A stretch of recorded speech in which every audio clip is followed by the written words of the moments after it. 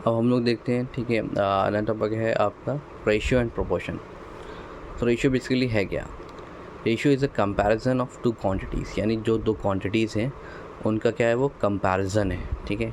Ratio of A to B can be expressed as as to B, ठीक है। यानी पूरी डेफिनेशन आपको लिखी हुई है भाई, आप किस फॉर्म में ले सकते हो, यानी एज टू बी ऐसे ले सकते हो, ठीक है। और इसको पढ़ेंगे कैसे, ए इज़ टू बी, ठीक है, ठीक है। और यहाँ पे आपका क्या कहलाएगा, ए अपॉन बी, यानी कि आप ए अपॉन बी की फॉर्म में इसे पढ़ लेंगे, ठीक है। या तो आप ए टू बी कहें या तो ए अपॉन बी कहें, ठीक है। ये आपका फ्रैक्शन, यानी बेसिकली रेशियो क्या है, एक फ्रैक्शन है, ठीक है। Here A is called this first term and antecedent बोलते हैं इसको, ठीक है। और सेकंड बी जो है आपका क्या कहलाएगा, जो डिनोमिनेटर में वो सेकंड टर्म, ठीक है, कॉन्सिक्वेंट हो जाएगा। तो यहाँ आपका क्या है, ए क्या होगा, ये हमेशा आपका न्यूमरेटर कहला रहा है, ठीक है, और बी आपका डिनोमिनेटर है।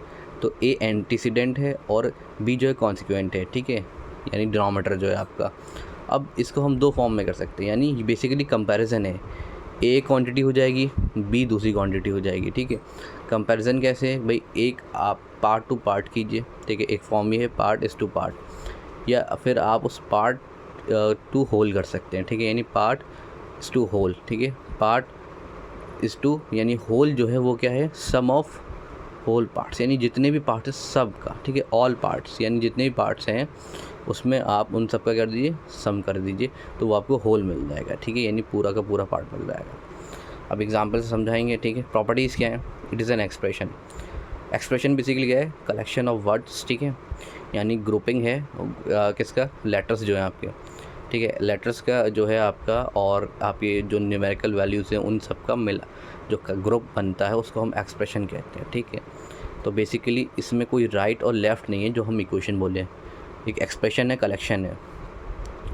तो the ratio should exist between the quantities of the same kind, यानी सेम काइंड की क्वांटिटीज़ होना चाहिए, ठीक है। अगर मैंने कंपैरिजन किया दो क्वांटिटीज़ का, जैसे मैं मेज़रमेंट की बात कर रहा हूँ, तो वो मेज़रमेंट क्या हो, जैसे ऊपर अगर लेंथ है तो नीचे भी एक लेंथ हो, ठीक है। ऊपर अगर आपका वेट है तो नीचे भी वेट हो, इस तरीके से आप कंपैरिजन करते हैं। Unit should be same. अब ऐसा ना हो कि लेंथ मैंने ऊपर लिया है तो मीटर में, नीचे सेंटीमीटर में, ठीक है। तो ये ज़रूरी है कि वो दोनों क्या हों, यूनिट सेम रखें, मीटर मीटर या सेंटीमीटर सेंटीमीटर। अगर वेट लिया है तो ग्राम ग्राम या किलोग्राम अपॉन किलोग्राम, ठीक है। अब it is an abstract quantity, ठीक है, यूनिटलेस क्वांटिटी है आपके पास, ये क्वांटिटी ऐसे मिल रही है। तो आप ऊपर भी यूनिट सेम रखोगे, नीचे ऊपर नीचे जब यूनिट सेम रखोगे तो वो भाई यूनिट कट जाएगी, मीटर अपॉन मीटर कट गया, ठीक है। इस तरीके से ये आपकी सेम यूनिट में आता है और सेम क्वांटिटी का कंपैरिजन होता है। Comparison of two ratios can be perform, यानी हम दो रेशियोज़, यानी अभी हम एक रेशियो की बात कर रहे थे जो कि दो चीज़ों का कंपैरिजन था, लेकिन हम अलग अलग दो रेशियोज़ को भी कंपैरिजन कर सकते हैं, ठीक है। लेकिन कब, जब वो इक्विवेलेंट हो, ठीक है। कैसे हो, इक्विवेलेंट हो, पता अभी अगले आगे एग्जांपल देंगे उसमें, ठीक है। अब देर हमने एग्जांपल लिया कि 20 सीनियर्स हैं और 5 लोअर स्टूडेंट्स हैं इन दी क्रिकेट टीम, ठीक है, यानी 20 सीनियर हैं और 5 लोअर लेवल के स्टूडेंट्स हैं, ठीक है। तो अब हमें बताना है कि लोअर लेवल स्टूडेंट्स का रेशियो किसके साथ, to total number of students in the cricket team, यानी 2 रिप्रेजेंट करता है कि डिनोमिनेटर में क्या आएगा, 2 के बाद जो क्वांटिटी है वो डिनोमिनेटर, 2 से पहले जो क्वांटिटी है वो आपका न्यूमरेटर है। तो लोअर लेवल स्टूडेंट्स, तो पहले आपने लिखा लोअर स्टूडेंट कितने हैं भाई, 5 हैं। सीनियर स्टूडेंट कितने हैं, 20 है। तो टोटल स्टूडेंट कितने हुए, 25 हुए। अब उसने पूछा ratio of lower level student, वो क्या है, ऊपर आएगा, क्यों, क्योंकि 2 से पहले लिखा हुआ है, 2 के बाद जो लिखती क्वांटिटी वो आपके नीचे, टोटल नंबर ऑफ स्टूडेंट्स, ठीक है। तो यानी कि लोअर लेवल स्टूडेंट्स क्या हुए भाई, 5 हुए, और टोटल नंबर ऑफ स्टूडेंट्स कितने हुए, 25। तो 25 क्या टोटल वैल्यू है ना, पूरी टोटल, यानी मैंने कहा था कि पार्ट टू होल कर सकते हो, यानी 25 के इन्होंने दो हिस्से बनाए, जिसमें एक 5 सीनियर और 20 सीनियर और 5 लोअर लेवल, ये 2 हिस्से हुए।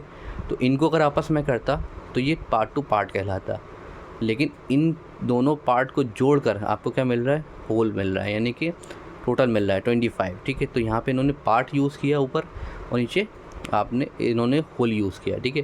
इसी वजह से कौन सी टाइप हुआ, पार्ट टू होल हो गया, ठीक है। तो 5.25 दैट इज़ 1/5। अगर मैं लोअर लेवल का सीनियर लेवल से कंपैरिजन करता तो 5.20 होता। तो ये भी एक पार्ट है, ये भी एक पार्ट है। और इन दोनों पार्ट से मिलकर क्या बन रहा है, टोटल यानी होल बन रहा है, ठीक है। तो फिर ये पार्ट टू पार्ट होता अगर मैं 5 और 20 का कंपैरिजन करता, तो 1/5 1/4 आता, ठीक है। तो ये क्या है आपका रेशियो 1/5 जो आया, इसी को हम लिख देंगे 1:5। अब अगर ये कहता है कि total number of students 2 lower level students, तो फिर ये 25 ऊपर और 5 नीचे, तो 5/1 आता। तो 5 नहीं लिखेंगे उसे, 5/1 लिखेंगे, क्योंकि हमें रेशियो जो है ना दोनों तरफ लिखना है, तो फिर वो 5:1 हो जाता रेशियो, ठीक है। उसके बाद इसमें कुछ फॉर्म्स हैं, जैसे टाइप्स हैं, कैसे कि अगर रेशियो आपने A/B माना, दैट इज़ A/B, तो डुप्लीकेट रेशियो क्या हो जाएगा भाई, कोई भी जो रेशियो आपको गिवन है उस पर स्क्वायर कर दीजिए, वो आपका डुप्लीकेट रेशियो हो गया। स्क्वायर के डुप्लीकेट क्या, बहुत सारे रेशियोज़ आपके होते चले जाते हैं, ठीक है। आप बेसिकली आप जब प्रोपोर्शन पढ़ेंगे तो उसमें समझ में आएगा। सब डुप्लीकेट रेशियो क्या हो जाएगा, यानी उस पर अंडर रूट लगा देना, ठीक है, अंडर रूट लगा देना। ट्रिप्लिकेट रेशियो क्या हो गया भाई, वो जो नंबर है उसका क्यूब कर देना ऊपर नीचे, वो आपका ट्रिप्लिकेट रेशियो हो जाएगा, ठीक है। सब ट्रिप्लिकेट क्या हो गया भाई, क्यूबिक रूट लगा देना, यहाँ भी रूट लगाना है लेकिन क्यूबिक वाला, क्यूबिक रूट लगा देना। सब ट्रिपलेट, ठीक है, ट्रिपलेट। इन्वर्स रेशियो क्या होता है, अगर A/B है तो आपको B/E, ठीक है, जैसे रेसिप्रोकल हम जैसे कहते हैं, रेसिप्रोकल करना, ठीक है, इन्वर्स रेशियो हो गया। कंपाउंड रेशियो क्या हुआ भाई, अगर आपके पास 3 रेशियोज़ हैं, ठीक है, तो उनको आपस में मल्टीप्लाई कर दीजिए, ये जो आपका कंपाउंड रेशियो। जैसे एग्जांपल यहाँ 2:3, 18:4 और 16:9, ये आपको क्या है, 3 रेशियोज़ गिवन है। 2/3 लिखूँगा इंटू 18/4 लिखूँगा इंटू 16/9। अब इनको सॉल्व करूँ, सिंप्लीफाई करूँ, तो क्या मिलेगा 16/3। तो रेशियो क्या बना 16:3। तो इनका कंपाउंड रेशियो क्या बना 16:3, ठीक है। एक और एग्जांपल अगर हम कंसिडर करें 2:3 और √9 ठीक है, √16 √25 एंड 5:4। क्या कर रहे हैं आपस में मल्टीप्लाई, 2/3 इंटू √9/4 इंटू √16/25 इंटू 5/4। अब इनको आपस में आपको क्या करना है, सॉल्व करना है, ठीक है। सॉल्व कर लीजिए भाई। √25 क्या होता है, 5 होता है, मैंने 5 लिख दिया। √16 क्या होता है, 4 होता है, 4 लिख दिया। √9 क्या होता है, 3 होता है, 3 लिख दिया, ठीक है। √4 क्या होता है, 2 लिख दिया। अब इनको आपस में सिम्प्लीफाई किया भाई, 1/1 आ गया। तो 1 नहीं लिखूँगा भाई, मुझे रेशियो फॉर्म में लिखना है, तो दोनों चीज़ें बताएं, न्यूमरेटर भी डिनोमिनेटर भी, तो 1:1, ठीक है, 1:1। क्लियर है। तो ये तो आपका रेशियो वाला पार्ट हो गया, ठीक है। अब इसमें क्या आता है भाई, अगर आपने अभी स्टेटमेंट पढ़ा था कि 2 रेशियोज़ को कंपैरिजन कर लें, तो अगर 2 रेशियोज़ का अगर आपने कंपैरिजन कर लिया तो वही क्या होता है, प्रोपोर्शन बनता है। देखिए कैसे, it is an equation that defines the 2 ratios are equivalent to each other. यानी कि ये क्या बता रहा है कि 2 रेशियोज़ आपने लिए, वो क्या होंगे, आपके क्या हो जाएंगे भाई, इक्विवेलेंट हो जाएंगे, ठीक है। यानी 2 टाइप के फ्रैक्शंस हैं और दोनों टाइप के जो सिंप्लीफाइड फॉर्म है वो क्या हो जाती है, बराबर हो जाती है, ठीक है। बताएंगे एग्जांपल जब देंगे तब उसके इसमें आपको समझाएंगे, ठीक है। तो it is an equation that defines the 2 ratios are equivalent to each other. तो in simple word it compares 2 ratio. Basically वो कर क्या रहा है कि 2 रेशियोज़ को कंपेरिजन कर रहा है। रेशियो क्या है, 2 क्वान्टिटीज़ का कंपेरिजन, और ये क्या है, प्रोपोर्शन 2 रेशियोज़ का कंपेरिजन, ठीक है। प्रोपोर्शन क्या है, denoted by the this symbol, यानी कि यहाँ पे ये 2 कोलन आ जाएंगे, कितने, 2 कोलन। एक कोलन था रेशियो, 2 कोलन यानी कि आपका ये आ गया, ठीक है, प्रोपोर्शन। और इक्वल टू यूज़ कर सकते हो आप 2 कोलन की जगह, ठीक है। Late 2 ratios A/B and C/D, then A/B और ये प्रोपोर्शन का साइन 2 कोलन, ठीक है, C/D, ठीक है, यानी इक्वल है आपस में, ये रेशियोज़ आपस में क्या है, इक्वल है। दैट इज़ A, और इसको कैसे पढ़ेंगे हम, सिंबल में तो ऐसे लिखेंगे, पढ़ेंगे ऐसे, A, B, C and D are in proportion. कैसे हो गए, A, B, C, D are in proportion, ठीक है। तो अब क्या हो गया, प्रोपोर्शन हो गया, where B and C are called means और मीन टर्म्स, यानी बीच वाले जो हैं, यानी कि B और C बीच वाले जो होते हैं ये क्या कहलाते हैं, मीन्स और mean terms. Whereas the terms A and D, यानी कि लास्ट वाले एंड वाले जो होते हैं A और D, इनको क्या कहते हैं, एक्सट्रीम्स और एक्सट्रीम टर्म्स, ठीक है। अब प्रोपोर्शन के भी 2 टाइप्स होते हैं। एक होता है आपका डायरेक्ट प्रोपोर्शन, ठीक है, जिसमें इन्होंने रिलेशनशिप टू क्वांटिटीज़, ठीक है, in the increasing in one quantity, ये पूरा लिखा हुआ है इसमें। बेसिकली वो क्या कहना चाह रहा है कि डायरेक्टली का मतलब क्या होता है, एक चीज़ अगर बढ़ेगी तो दूसरी चीज़ भी बढ़ेगी, ठीक है। एक चीज़ अगर बढ़ेगी तो दूसरी चीज़ भी बढ़ेगी, एक चीज़ अगर घटेगी तो दूसरी चीज़ भी घटेगी, यानी डायरेक्ट है। इन्वर्स में क्या हो जाता है, इसका उल्टा हो जाता है, अगर एक चीज़ बढ़ेगी तो दूसरी चीज़ घटेगी, ठीक है, और दूसरी चीज़ बढ़ेगी तो पहले वाली चीज़ घटेगी, ठीक है। और ये आपने बढ़ाया तो ये घटना है, ठीक है, यानी डिक्रीज़ होगा। और ये आपका क्या होता है, इंक्रीज़ होता है तो ये डिक्रीज़ हो रहा है, और ये डिक्रीज़ हो रहा है तो ये इंक्रीज़ हो रहा है, उल्टा हो गया, ठीक है। ऐसे ही आप इसको ऐसे लिख लो चाहे ऐसे लिख लो, दोनों की बात एक ही है। यानी एक 1/, में लिख दिया जाता है, 1/, में लिख दिया जाएगा, और एक को नॉर्मल फॉर्म में लिखा जाएगा। तो ये क्या हो गया, इसका मतलब ये इन्वर्सली है, ठीक है। प्रोपोर्शन का साइन वही रहेगा, प्रोपोर्शन से नहीं पता चलता है कि डायरेक्टली प्रोपोर्शन है, डायरेक्टली प्रोपोर्शन का साइन अलग, सिंबल अलग, और इन्वर्सली का सिंबल अलग नहीं होता।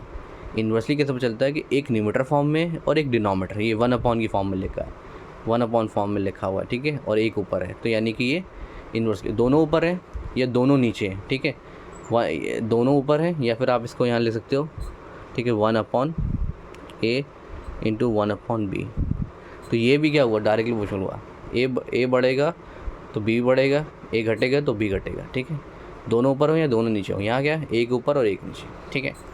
कंटिन्यूड प्रोपोर्शन क्या हुआ भाई, आपने क्या किया, दो रेशियोज़ कंसिडर किया, इन दो रेशियोज़ को मैं क्या कर रहा हूँ, एक ही फॉर्म में लेके आ रहा हूँ। कैसे भाई, पहला काम क्या करना है आपको, जो आपके मीन्स हैं बी और सी, बी और सी का क्या लेना है आपको, एलसीएम लेना है, ठीक है, बी और सी का आपको क्या लेना है, एलसीएम लेना है, ठीक है। बी और सी का एलसीएम लिए भाई, बी सी का एलसीएम क्या हो जाएगा, बी सी हो जाएगा।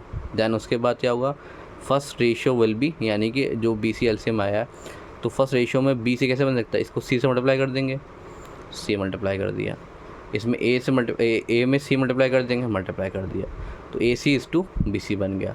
सेकंड रेशियो कैसे बनेगा भाई, इसमें सेकंड रेशियो में क्या करना है, बी सी बनाना है, और ये डी है, बी मल्टीप्लाई करेंगे तो बी मल्टीप्लाई कर दिया, ठीक है, तो बी सी बन गया, और डी में फिर बी मल्टीप्लाई करना पड़ेगा, वरना भाई आपका रेशियो चेंज हो जाएगा।